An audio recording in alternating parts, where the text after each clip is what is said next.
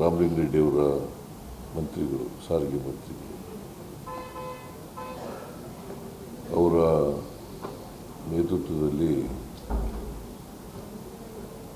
ಈ ಕಾರ್ಯಕ್ರಮ ನಡೀತಾ ಇದೆ. ಕಾರ್ಯಕ್ರಮ ಏನಪ್ಪ ಅಂತಂದರೆ,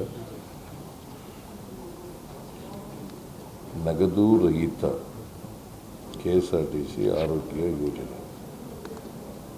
ನಗದು ರಹಿತ ಅಂದರೆ ಕ್ಯಾಶ್ಲೆಸ್, ದುಡ್ಡು ಕೊಡದೇನೆ ಆಸ್ಪತ್ರೆಗಳಲ್ಲಿ ಆರೋಗ್ಯ ಸೇವೆಯನ್ನು ಪಡ್ಕೊಳ್ತಕ್ಕಂಥದ್ದು. ಆಮೇಲೆ ದುಡ್ಡು ಕೊಡ್ತೀವಿ, ಬಿಕಾಸ್ ಈ ಆಸ್ಪತ್ರೆಗಳ ಒಡಂಬಡಿಕೆ MOU ಮಾಡ್ಕೊಂಡಿದ್ದೀವಿ, ಒಡಂಬಡಿಕೆ ಮಾಡ್ಕೊಂಡಿದ್ದೀವಿ. ಇದರಲ್ಲಿ ನೌಕರರು 650 ರೂಪಾಯಿ ವರ್ಷಕ್ಕೆ ಕೊಡ್ತಾರೆ, ತಿಂಗಳಿಗೆ 650 ರೂಪಾಯಿ ಕೊಡ್ತಾರೆ. ಅದನ್ನು ನಾವು ಸಂಬಳದಲ್ಲೇ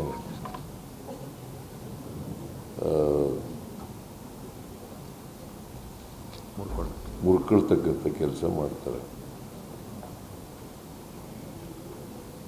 ಅಂದರೆ ಈಗಾಗಲೇ KSRTC MD ಹೇಳಿದಾಗೆ ಮೊದಲೇ ಜನವರಿನಲ್ಲಿ ಸರ್ಕಾರ 20 ಕೋಟಿ ರೂಪಾಯಿಗಳನ್ನು ಕೊಟ್ಬಿಡ್ತದೆ. ಆಮೇಲೆ ಒಟ್ಟು 46 ಕೋಟಿ ರೂಪಾಯಿಗಳನ್ನು ಕೊಡ್ತದೆ. ನಾನು ಇದು ಒಂದು ಒಳ್ಳೆಯ ಕಾರ್ಯಕ್ರಮ ಅಂತೇಳಿ ಭಾವಿಸ್ಕೊಂಡಿದ್ದೇನೆ. ಭಾಳ ದಿನಗಳಿಂದ ಕಾರ್ಮಿಕ ನಾಯಕರುಗಳು ಮತ್ತು KSRTC ನೌಕರರು, ಬೇರೆ ಕಾರ್ಪೊರೇಷನ್ ನೌಕರರು ಕೂಡ ಒತ್ತಾಯ ಮಾಡ್ತಾರೆ. ಅದನ್ನು ರಾಮಲಿಂಗಾರೆಡ್ಡಿಯವರು ಕಾರ್ಯಗತಗೊಳಿಸಿದ್ದಾರೆ. ಹೊಸ ನೌಕರರೆಲ್ಲರೂ ಕೂಡ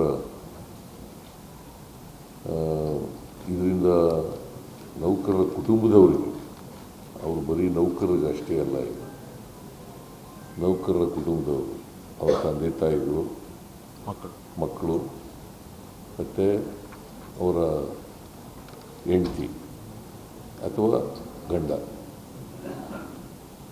ಇವ್ರಿಗನ್ನು ಒಳಗೊಂಡಂಥ ಇರ್ತಕ್ಕಂಥದ್ದು ಇದು. ಇದರಿಂದ ಭಾಳಷ್ಟು ಉಪಯೋಗ ಆಗ್ತದೆ.